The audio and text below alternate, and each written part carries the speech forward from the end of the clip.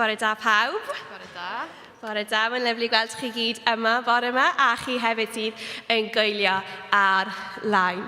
Wel, mae fe'n fraint gallu dod at ein gilydd unwaith eto wythnos yma, a cyn bod ni'n mynd mewn i'n addoliad ni, dwi jyst eisiau rhannu cwpl o adnodau gyda ni. Ni eisiau darllen rhain ar dechrau wythnos yma, a maen nhw jyst wedi aros gyda fi, a maen nhw'n adnodau amazing. So, gobeithio bod nhw'n dod fyny ar y sgrin. Mae'n dod o Rhufeiniaid 8, adnod 37 i'r diwedd y pennill. Ond dyn ni'n concro'r cwbl i gyd a moi am fod y Mesia wedi'n caru ni. Dwi'n hollol sicr fod dim byd yn gallu gwahanu ni oddi wrth ei gariad e. Dydy marwolaeth ddim yn gallu, na'r un profiad gewn ni mewn bywyd chwaith. Dydy angylion ddim yn gallu, na phwerau ysbrydol drwg. Dim byd yn y presennol nac yn y dyfodol. Dim byd yn y mellteroedd eithaf gofod nac yn y nymderoedd y ddaear. Na, does dim byd yn y bydysawd yma greuodd Duw yn gallu gwaharu ni oddi wrth gariad Duw i'n harglaidd ni, y Mesia, Iesu. Ac am adnodau anhygoel i cynnig-goffa be bynnag dyn ni'n gwynebu mewn bywyd, be bynnag sydd yn mynd ymlaen, does na ddim byd sydd yn gallu gwaharu ni oddi wrth Duw. Ei gariad, ei maddeuant, trwy popeth mae wedi'i wneud ar y groes dros ni, dyn ni'n gallu dod ato fe ac yn profi ei gariad yn llawer. So dewch i ni wneud hyn y bore yma yn ein addoliad. So dewch i ni sefyll a jyst dechrau ein addoliad bore yma.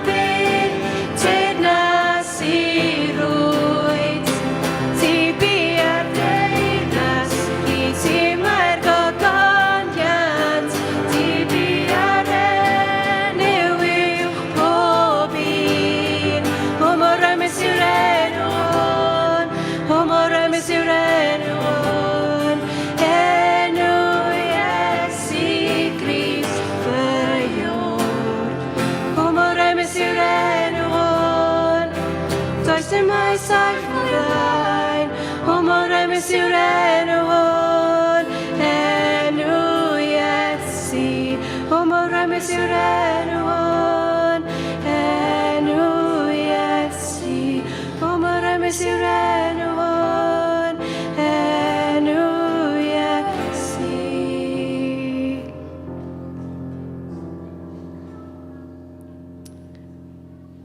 Does neb sydd yn tebyg, neb i'w cymparu, nawr ac am beth teyrnasu roed. I ti bu'r deyrnas, i ti mae'r gogoniant, ti bu'r enw uwch pob un.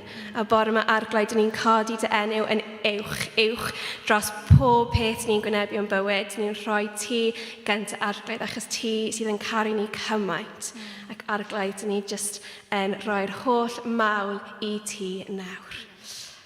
Yn dy enw di, ni'n gweddio. Amen. Amen.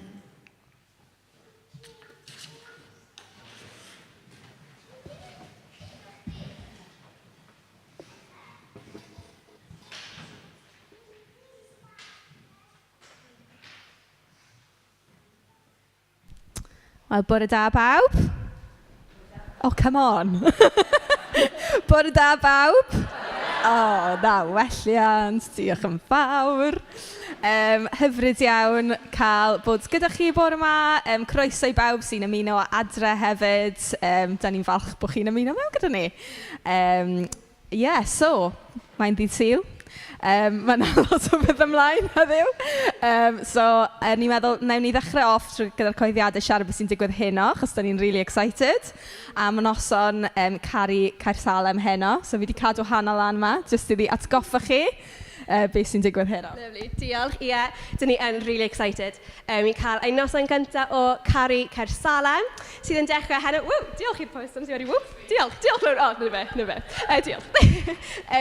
So, mae'n dechrau am 6 o'r gloch heno, 6 nes hanner 7. Nid gwasanaeth yw caru Caersalem. Mae amser ar nos Sul yn mynd i fod ar gyfer lle i ni ddod at ein gilydd, i cymdeithasu, cael hael gyda'n gilydd, a wedyn gallu clywed stories ein gilydd hefyd, a jyst dod i nabod ein gilydd yn well. So heno, mae Jan wedi paratoi bach o games i ni i wneud ar y dechrau, so edrych ymlaen i hynna. Bydd na paned, bydd na cacen, sy'n really exciting. A wedyn, ar y diwedd, bydd Lowria fi yn rhannu bach o stories ni wedyn. So, dyn ni'n edrych ymlaen. So, 6 nes hanner 7. Heno a croeso i unrhyw un ymuno gyda ni. So, diolch. Lyfli, diolch Hannah.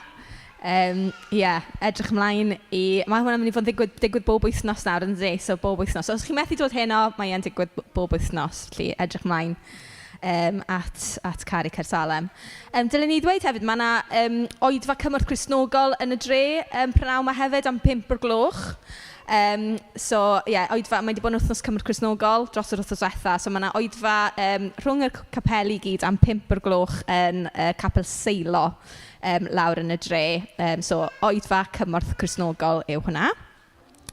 O ran yn yr wythnos, sa'n credu bod yna lot i gyhoeddi. Yr unig beth o ran grŵp cymuned ni, dyn ni'n mynd i fod yn cyfarfod yn y capel nos Fawrth. So, pobl sy'n grŵp cymuned ni, cyfarfod yn y capel nos Fawrth. Fel arall, yr unig beth arall i gyhoeddi, dwi'n meddwl, yw dydd Sul nesaf bydd Arwel yn siarad. A wedyn, fi'n credu wythnos wedyn bydd Rhys yn siarad, mae'n dydd Sul y Pentecost mewn pythefnos. A wedyn mewn 2 wythnos i heddi, mae yna gwasanaeth teulu dan arweiniad Siw. So, heads up beth sy'n digwydd dros yr wythnos nesaf. Ffantastig. Mae yna gwaith plant fel arfer, dan arweiniad Bethan bore yma. So, diolch Bethan. A wedyn, gwaith plant i bobl plant oed dosbarth derbyn i fyny. A wedyn, os mae'r plant dan oed dosbarth derbyn, mae'r rhieni yn gallu aros gyda'r plant yn ystafell gefn.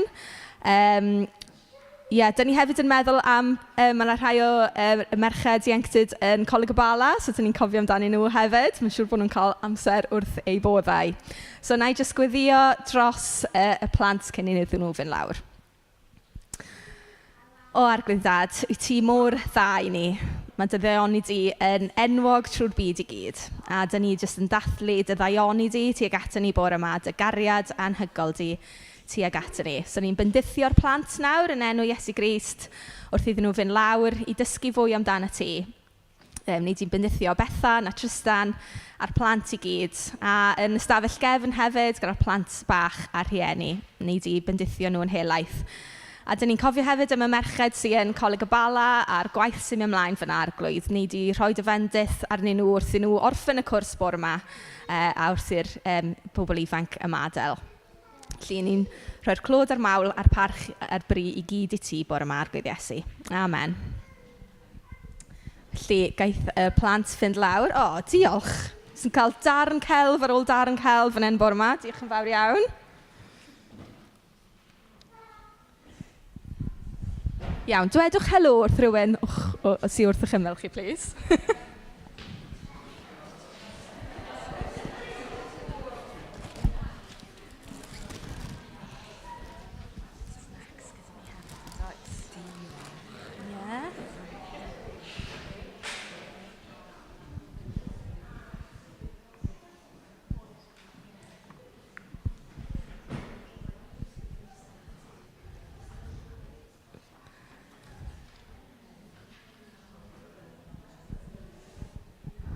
Fi'n newydd troi rownd a edrych ar yn hun, a fi'n edrych bach fel zebra bore yma, so... Iawn. Reit, amser i ffocysu ar Dduw a beth sy'n can Dduw i ddweud wrthon ni bore yma. A fi'n really excited i rannu'r darn yma o'r Beibl gyda chi bore yma. Mae'n un o fy hoff ddarnau yn sicr. Hanes Iesu yn dod wyneb yn wyneb â Pedr, a mae'r ddau yn nhw'n cael chat bach am beth digwyddodd yr noson ar ôl y swper olaf a cyn croesolio Iesu. A'r llinell enwog, a yn Saesneg, yr llinell enwog yw, mae Iesu'n dweud yw feed my lambs wrth Pedr. A yn Caernarfon, dyn ni'n gyfarwydd iawn â feed my lambs. Dwi'n byw wrth adeilad o'r enw feed my lambs. A mae hwnna'n pretty cool. A mae yna ŵyn bach ar y gat a pob peth. Mae'r gatiau'n ddu, ond wedyn mae ŵyn bach gwyn ar y gat. Mor cute. A o'n i'n siarad gyda rhywun yn ddiweddar, yn credu mae lot o partis plant yn digwydd yn Feed My Lambs, sef neuadd eglwys. Reit wrth ymyl tiri, just ochr arall y ffordd fawr fyna. A oedden nhw'n gweud, chos wedes i, Feed My Lambs. A o'n nhw'n gweud, ni'n mynd deall taw dyna beth oedd ei enw fe. O'n i'n meddwl taw Feed My Lambs oedd e. Ond nhw jyst yn meddwl taw un gair, female lambs. Ond nhw sy'n clywed hwnna, a nhw jyst yn gweud female lambs. O'n i fel, feed my lambs. A wedyn, o'n i jyst ddim yn deall sut o'n nhw ddim wedi deall yna, a nhw ddim yn deall, wel, sut o'n i'n gwybod beth oedd e. So, yeah, feed my lambs. Ond bob tro fi'n paso feed my lambs, fi yn cofio am geiriau Iesu. Mae'n anogaeth bach, mae'n rhaid fi weid. Ac am enw da ar neuadd eglwys. Felly, dyn ni'n mynd i ddarllen y darn yma nawr. Dyn ni'n troi at Ioan 21, adnod 15, a dwi'n mynd i ddarllen tan diwedd y bennod. So, Iesu'n comisiynu Pedr. Pan oedden nhw wedi gorffen bwyta, dyma Iesu'n troi at Seimon Pedr a dweud, Seimon fab Ioan, wyt ti wir yn fy ngharu i yn fwy na'r rhain? Ydw arglwydd, atebodd. Rwyt ti'n gwybod bod fi'n dy garu di. Dywedodd Iesu wrtho, gofala am fy ŵyn. Yna gofynnodd Iesu eto, Seimon fab Ioan, wyt ti wir yn fy ngharu i? Dywedodd eto, ydw arglwydd, rwyt ti'n gwybod mod i'n dy garu di. Meddai Iesu, arwain fy nefaid. Yna gofynnodd Iesu iddo'r drydedd waith. Seimon fab Ioan, wyt ti'n fy ngharu i? Roedd Pedr yn ddigalon fod Iesu wedi gofyn eto'r drydydd waith. Wyt ti'n fy ngharu i? Arglwydd, meddai. Rwyt ti'n gwybod pob peth. Rwyt ti'n gwybod mod i'n dy garu di. Yna dywedodd Iesu, gofala am fy nefaid. Credi fi, pan oeddet ti'n ifanc, roeddet yn gwisgo ac yn mynd i ble bynnag oeddet ti eisiau. Ond pan fyddi di'n hen, byddi'n estyn allan dy freichiau, a bydd rhywun arall yn dy rwymo di ac yn dy arwain i rywle ti ddim eisiau mynd.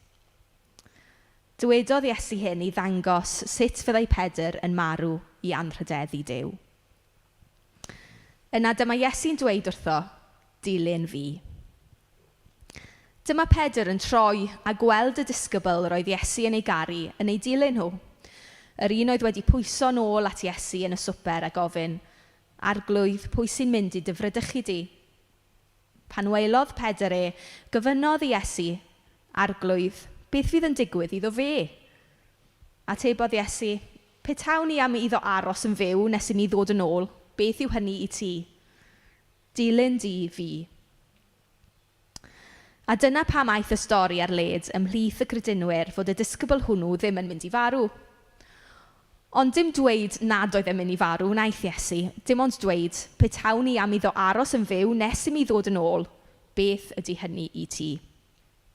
Fi ydy'r disgybl hwnnw, yr un welodd hyn i gyd ac sydd wedi ysgrifennu am y cwbl, ac mae popeth dwi'n ei ddweud yn wir.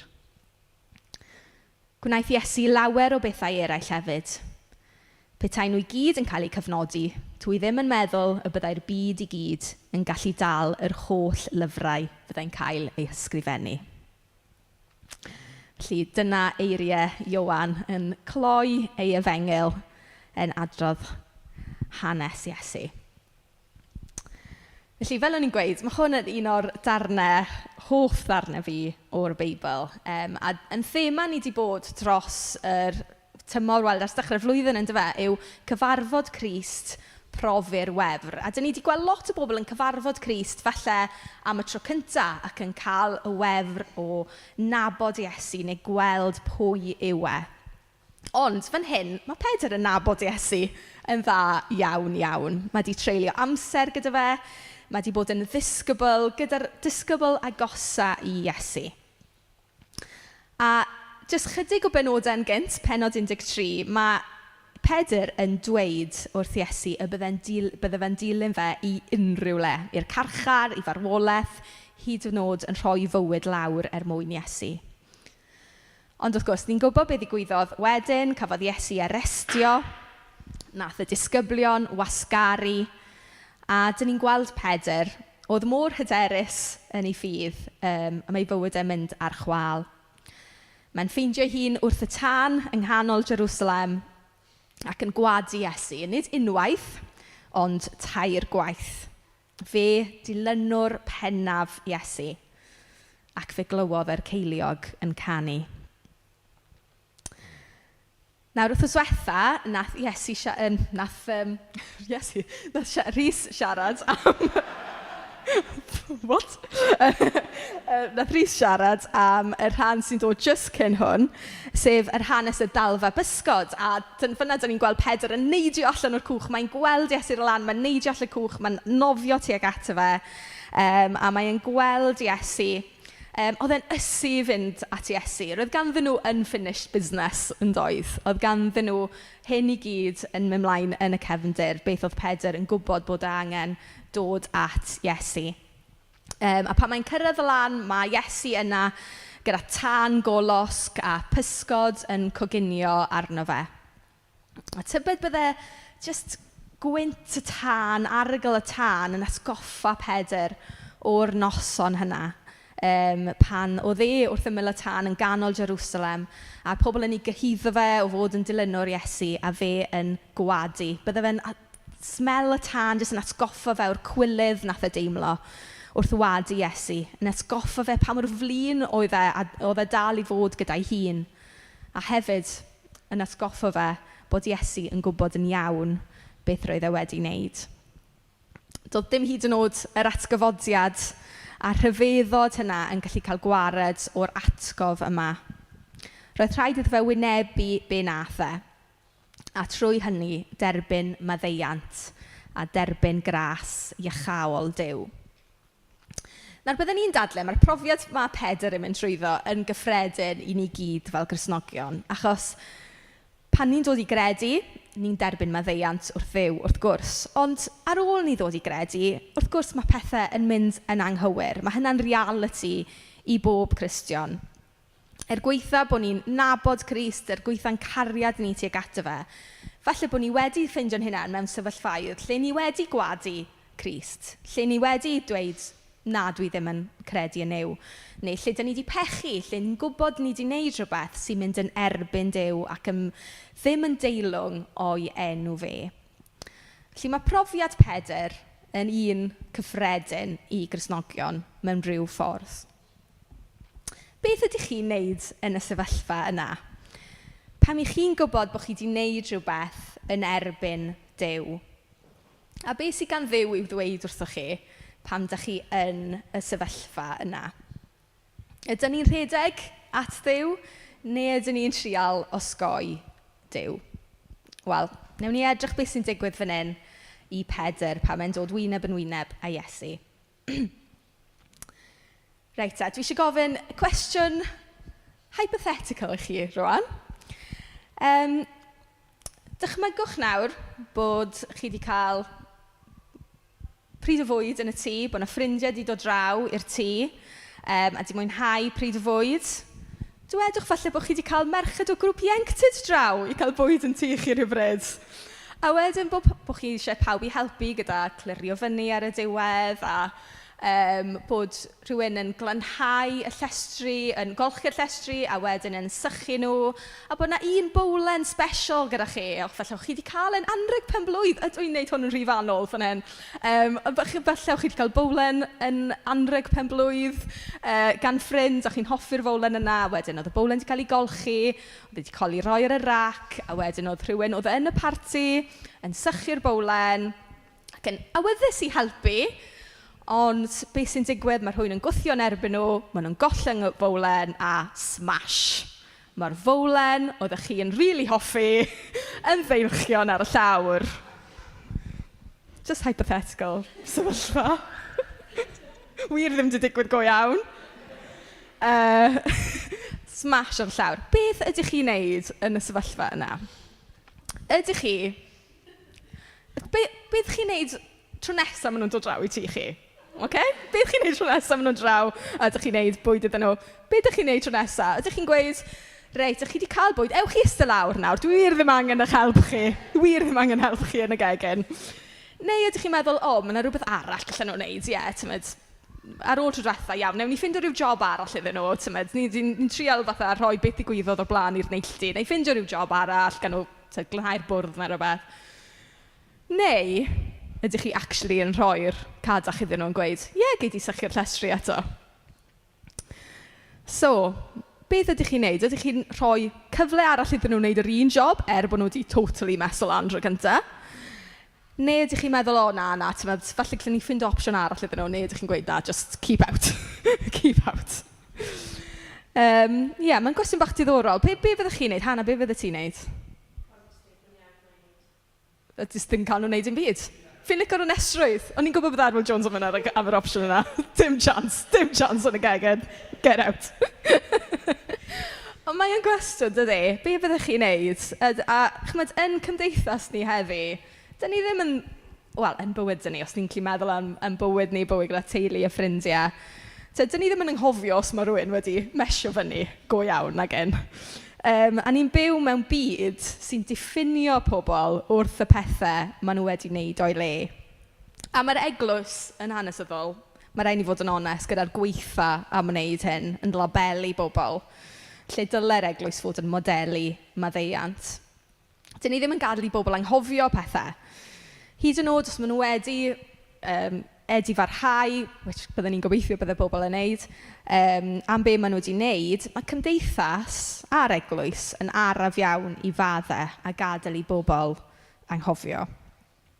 Dwi ddim eisiau chwarae lawr mor anodd yw maddau, a dwi ddim yn mynd i wneud cyfiawnder gyda pwnc maddau fan hyn bore yma. Achos mae maddau, wrth gwrs, mewn rhai testunau, cyd-testunau yn eithriadol o anodd a bron yn amhosib. A'r unig beth allai ddweud i bobl yn y sefyllfa yna yw bod Iesu'n gweld dioddefaint. Mae'n gweld poen. Mae wedi profi poen ei hun fel da ni'n gweld yn y stori yma. Mae wedi profi poen o cael ei fradychu, o cael ei wadu. A mae e'n gallu cerdded gyda ni yn y dioddefaint yna tuag at iachad, fel mae'n wneud gyda Pedr yn fan hyn. Ond mae Iesu'n gofyn i Pedr tair gwaith. Wyt ti'n fy ngharu? Tair gwaith yn ddrych o'r tair gwaith nath Pedr wadu Iesu. Roedd symboliaeth y tair gwaith yn atgoffa Pedr o'r noson ofnadwy honno pan nath e wadu ei waredwr. A'r noson erchyll fuodd hi i Iesu. Ond, achos gwaith Iesu ar y groes, mae modd delio gyda'r hyn nath Pedr. Mae modd delio gyda'r hyn rydyn ni gyd wedi wneud. Mae modd iddo fe gael maddeuant, a mae modd iddo fe brofi rhyddid a iachad. Maddeuant dwyfol yw be mae Iesu wedi ennill ar y groes drosto ni. Iesu yw oen y Pasg, sydd wedi cymryd ymaith pechod y byd. Pechod Pedr, ymhechod i, a'ch pechod chi. Pan mae Duw yn edrych arno ni, Duw e ddim yn gweld yn beiau ni. Mae'n gweld harddwch ei fab ei hun. Yr oen di-fai. A does dim byd dyn ni'n gallu gwneud i ennill y maddeuant yma. Dyw hynna ddim yn bosib. Mae'n rhodd hael gan Dduw. Rhodd anhygoel o hael o gariad o'r dechrau i'r diwedd. A'n braint ni wrth ddod at Dduw yw derbyn y maddeuant yna. Ei dderbyn e fel rhodd. Dwi jyst am darllen yr cwestiynau a'r atebion unwaith eto. Dyma Iesu'n troi at Seimon Pedr a dweud, Seimon fab Ioan, wyt ti wir yn fy ngharu yn fwy na'r rhain? So Seimon fab Ioan oedd enw Pedr yn wreiddiol, ond nath Iesu rhoi'r enw Pedr iddo fe, so dyna pham fi'n galw fe'n Pedr. Dyma Iesu'n troi at Seimon Pedr a dweud, Seimon fab Ioan, wyt ti wir yn fy ngharu yn fwy na'r rhain? Ydw arglwydd, atebodd. Rwyt ti'n gwybod mod i'n dy garu di. Dywedodd Iesu wrtho, gofala am fy ŵyn.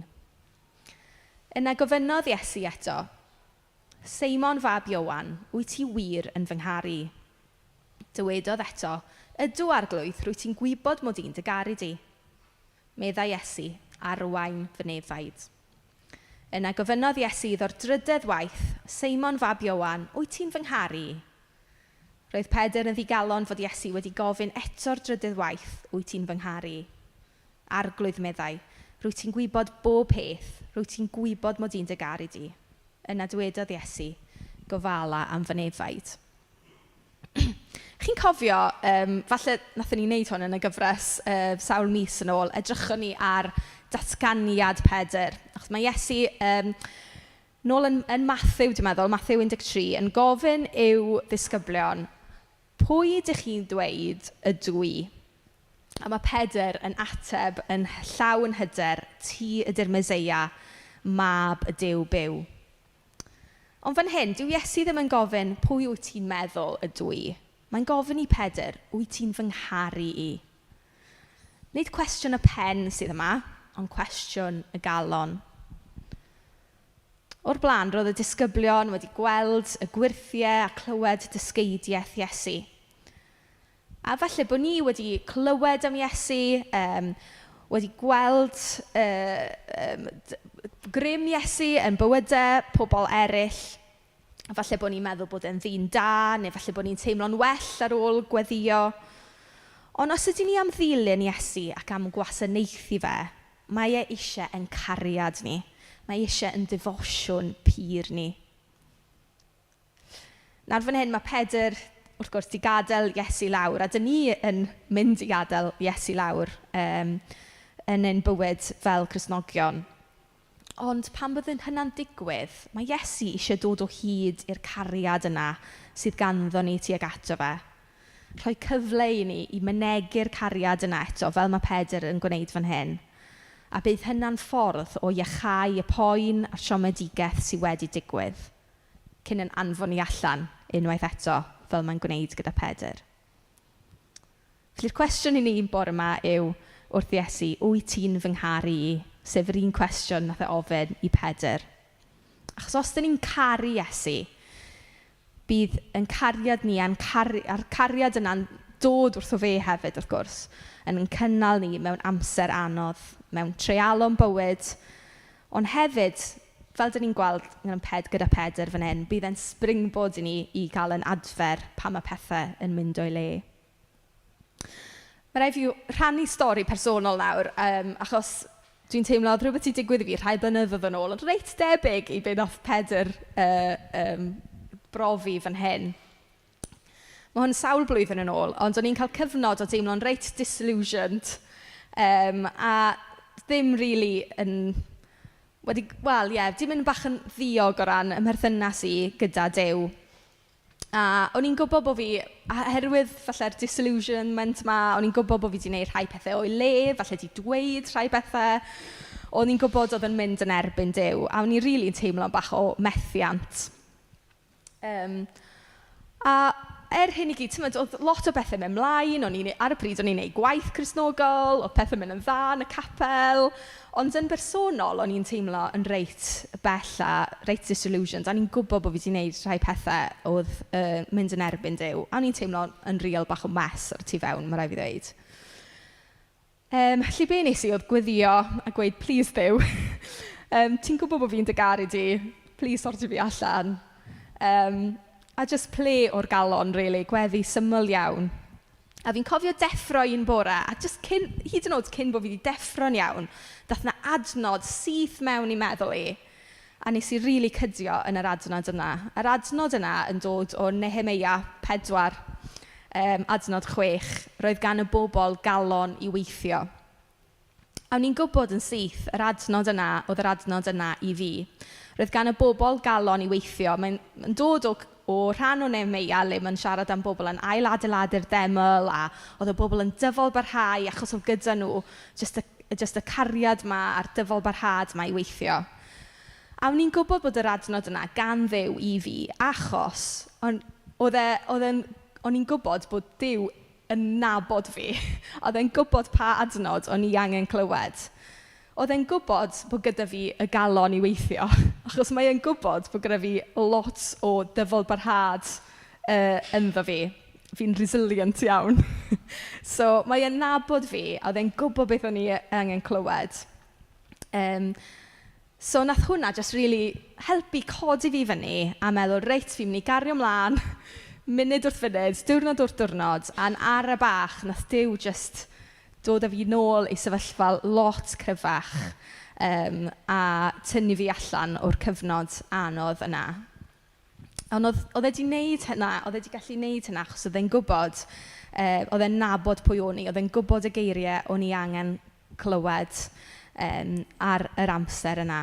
Oedd Duw yn siarad gyda fi, yn herio fi i gario mlaen ar gwaith, jyst cam wrth gam.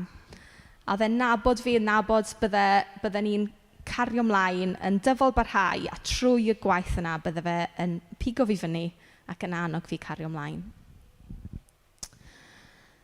Felly, os newn ni edrych ar yr atebion gan Iesu i Pedr, gofala am fy ŵyn, arwain fy nefaid, gofala am fy nefaid. Mae Pedr wrth gwrs yn ateb Iesu'n gadarnhaol bob tro. Wrth gwrs mod i'n dy garu di arglwydd. Ond be mae Iesu'n wneud fel ymateb? Dyw e ddim yn tapio fe ar ei gefn a gweud, o, na ni, da iawn, diolch, falch o glywed yna. Neu yn gweud, o, mae popeth yn iawn, mae popeth yn iawn. Mae'n rhoi gorchymyn i Pedr. Ateb yw galw fe nôl i bwy mae Iesu wedi creu ei fod. Mae cyna comisiwn ffres i Pedr. Y disgybl oedd yn cael ei alw i fod yn graig yr eglwys. Mae Iesu'n ymddiried yn Pedr i fynd nôl at y gwaith, troi ei gariad diamheuol at Iesu, bach yn wobbly weithiau, i fod yn rhywbeth oedd yn rili mynd i adeiladu'r deyrnas. Mae'n amser i fwydo'r ŵyn a'r defaid a gofalu amdanyn nhw. Nawr, mae'n siŵr bod rhain o'ch chi'n nabod Anne Lapage o'r Rhuthun, felly bod chi wedi cwrdd â hi'n llanw, ond mae Anne ac Hefyn di ymweld cwbl o weithiau fan hyn yn Caersalem hefyd. Mae gyda fi llun, na ni. Nes i weld Anne cwbl o wythnos yn ôl, a mae Anne yn gweithio ar fferm rhywfaint o'i amser hefyd, a oedd hi wedi cael sawl oen bach i ofalu amdanyn nhw dros y misoedd diwetha, a oedd hi'n cael gymaint o foddhad. Oedd e'n lyflu siarad gyda Anne am y peth. Os mae Anne yn gwylio bore yma, helo Anne ac Hefyn. Ond oedd hi'n cael gymaint o foddhad allan o'r peth o gofalu amdanyn nhw, o'r gwaith codi'n fore i bwydo nhw, a just wneud yn siŵr bod nhw'n iawn, mynd nôl i weld nhw'n y nos. Oedd hi hyd yn oed goffod byw mewn carafan yn agos i'r ŵyn i fod yn agos atyn nhw. Oedd just y gwaith dyfal yna, ond oedd just gweld hi'n siarad am yr ŵyn mor hyfryd, achos oedd yn amlwg gyda hi gymaint o gariad at yr ŵyn yma. A mae fe'r un peth i ni. Iesu yw y Bugail da. Iesu, ei waith yw arwain a gofalu am ei ddefaid a'i ŵyn, y bobl sy'n ei ddilyn e. Mae e'n gwarchod rhag ymysodiad. Mae e'n nabod nhw ac mae nhw yn ei nabod e. Mae e'n barod ac mae e wedi rhoi ei einioes dros y defaid. A dwedodd Iesu ar ôl ei atgyfodi, Shalom, yn union fel anfonodd y tad fi, dwi hefyd yn eich anfon chi. Felly'r gorchymyn, mae'r gorchymyn mae Pedr yn cael fan hyn yn mynd nôl at y gorchymyn yma o anfon. Y gorchymyn i rannu'r dasg gyda fe o fugeilio ei ddefaid. Dyna'r fraint mae e'n rhoi i Pedr fan hyn. Bod Pedr di mesio i fyny, ateb Iesu iddo fe yw dos i fugeilio fy nefaid. Dos i rannu'r gwaith gyda fi o bugeilio'r defaid. A'n rhyfeddol, mae e'n rhoi yr un cyfle, yr un gwaith i ni hefyd. A'r fraint na o gael rhannu yn y gwaith. Byddai'n hawdd se Pedr wedi aros lle oedd e, yn llawn cywilydd am be nath e, yn feddwl nad oedd e'n digon da i fynd mlaen gyda'r gwaith yma roedd Iesu wedi galw fe i wneud. Alle fe jyst i aros yn y lle na, meddwl, na, arglwydd, dwi ddim digon da, dwi wedi mesio fyny, fe na i mesio fyny eto. Ond na, dyn ni'n gallu dod at groes Iesu am faddeuant. Weithiau, dyn ni'n rhy barod i aros wrth y groes, yn hytrach na camu mewn i beth sydd gan Iesu ar ein cyfer ni. Camu mewn i'r tir agored mae'r atgyfodiad yn ei gynnig i ni. Mae'r gwaith ar y groes wedi ei gwblhau unwaith ac am byth. Mae maddeuant ni wedi ei sicrhau. Ond mae Iesu'n galw ni mlaen I fynd mlaen gyda'r waith mae e'n galw ni i wneud. I fod y bobl mae e wedi'n galw ni fod. Felly bod Pedr wedi mesio fyny, mae Iesu'n galw fe fan hyn i fod y person mae e eisiau fe i fod, i cyflawni'r galwad mae e'n rhoi iddo fe. A fe nath Pedr hyn. Fe nath Pedr mynd mlaen. Fe ofalodd e am y defaid. Nath gweinidogaeth Pedr mynd o nerth i nerth. Doedd e ddim yn cael pob peth yn iawn bob amser, fel ni'n gweld yn actau, ond dyw hynny ddim yn surprise. Oedd Pedr yn gorffen ei dasg fel Bugail, yn rhoi ei fywyd ei hun dros y defaid, roedd yn gofalu amdanyn nhw, fel mae Ioan fel oedd Iesu wedi proffwydo.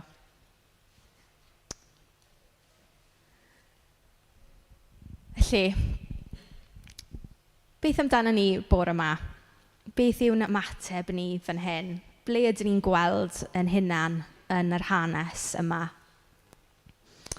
Ydy Duw jyst yn gofyn i chi yn syml iawn bore yma, wyt ti'n fy ngharu i?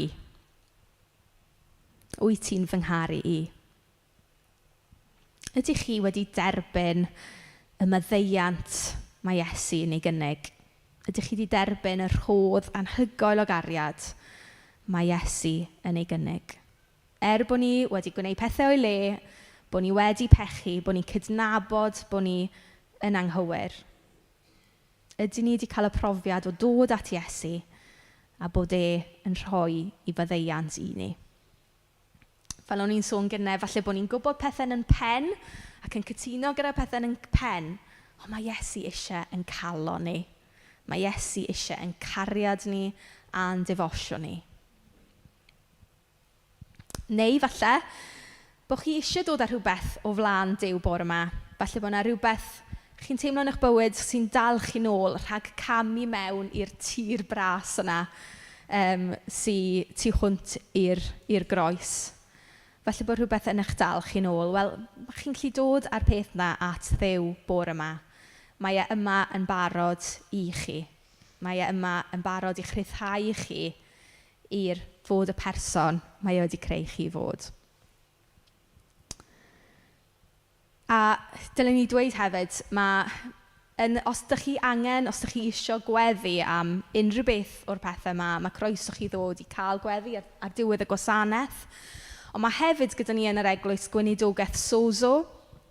A mae hwnna'n cyfle rili arbennig i cysylltu gyda Duw a cael yr gweinidogaeth yna o edrych ar maddeuant mae Duw yn cynnig i ni, ond hefyd yn helpu ni gyda y maddeuant falle dyn ni angen rhoi i bobl eraill. Felly, os mae hwnna'n rhywbeth sy'n yn pwyso arnoch chi bore yma, bydden ni wir yn argymell gweinidogaeth Sozo. Neu falle bod chi yn berson sy'n eisiau gwasanaethu, bod chi yn berson sy'n yn barod i gael ei anfon fel oedd Pedr. Ond falle bod chi ddim yn teimlo bod chi ddigon da. Falle bod chi'n teimlo, dwi wedi mesio fyny yn y gorffennol, falle byddai'n mesio fyny eto.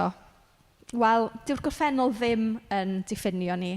Nid y gorffennol sy'n dweud yr hanes i gyd. Mae Iesu yn cynnig bywyd newydd i ni. Mae e'n cynnig dyfodol newydd i ni. A mae grym yr atgyfodiad, mae e'n rhoi'r ysbryd glân i ni, i'n trawsffurfio ni ac anfon ni allan. Dyn ni ddim yn mynd i fod yn berffaith. Fel oedd Pedr ddim yn berffaith fel ni'n gweld yn actau. Ond gyda Duw, mae'n cariad ni at Dduw, mae gariad yn ein cynnal ni a'n trawsffurfio ni. Felly ni jyst yn mynd i gael amser bach tawel. Mae Hannah mynd i canu'r piano i ni. A dyn ni jyst yn mynd i gael amser jyst i meddwl dros ni'n hunain am y pethau yma. A siarad gyda Duw.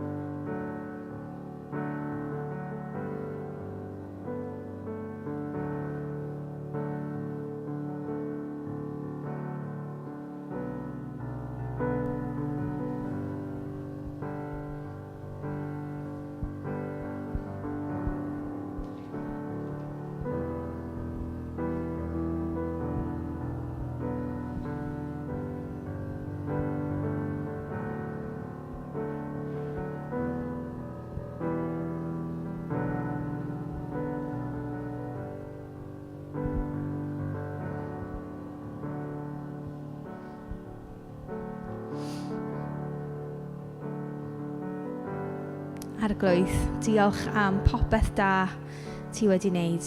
Ni'n diolch am y groes, am y gwaith nes di ar y groes.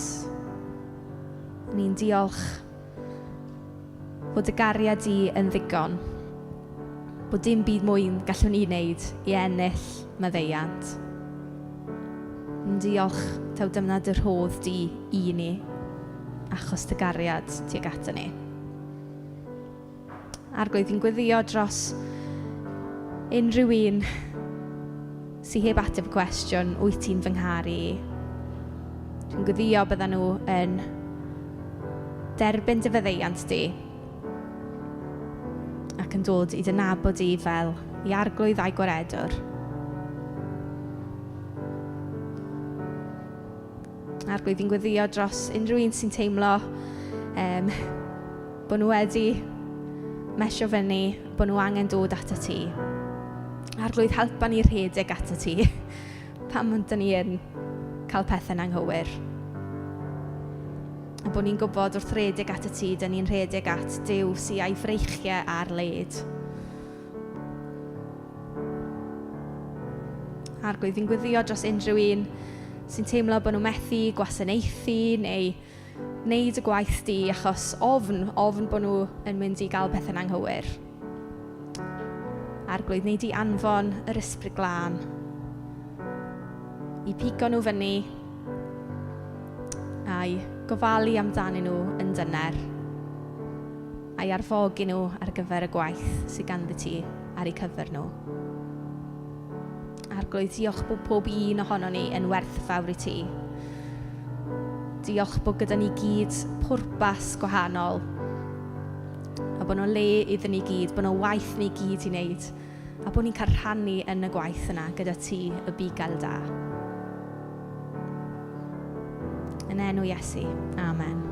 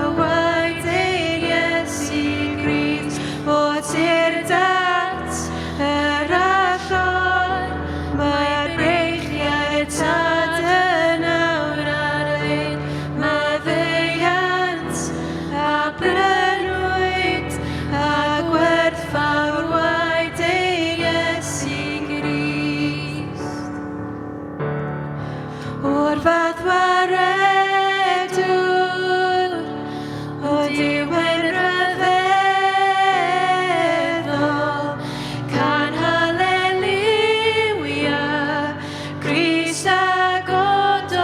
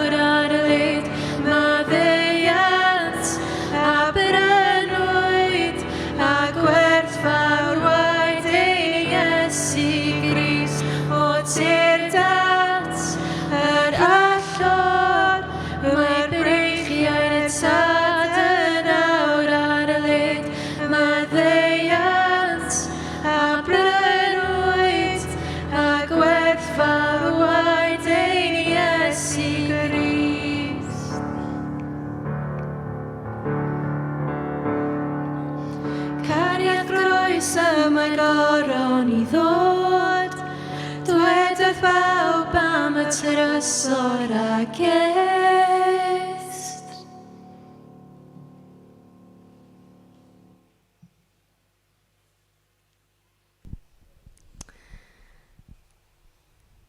Diolch Arglwydd. Jyst yn teimlo, os mae yna bobl eisiau gweddu, mae'r ysbryd glân ar waith yn bywyd ni, ar waith yma nawr. So os ydych chi yn teimlo byddwch chi eisiau gweddu, bydd yna bobl yn y blaen yma yn barod I gweddio gyda chi. Ond ie Arglwydd, ni'n diolch am dy bresenoldeb di. Ni'n diolch am yr ysbryd glân ar waith ynddo ni. Ie. Mae Iesu pam mae eisiau cael ni gyd. Mae eisiau y meddiannu ni gyd.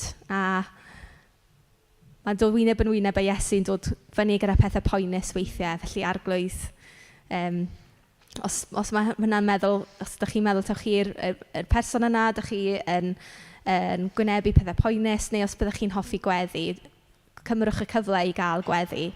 Cymrwch y cyfle I ddod at Iesu bore yma. Amen.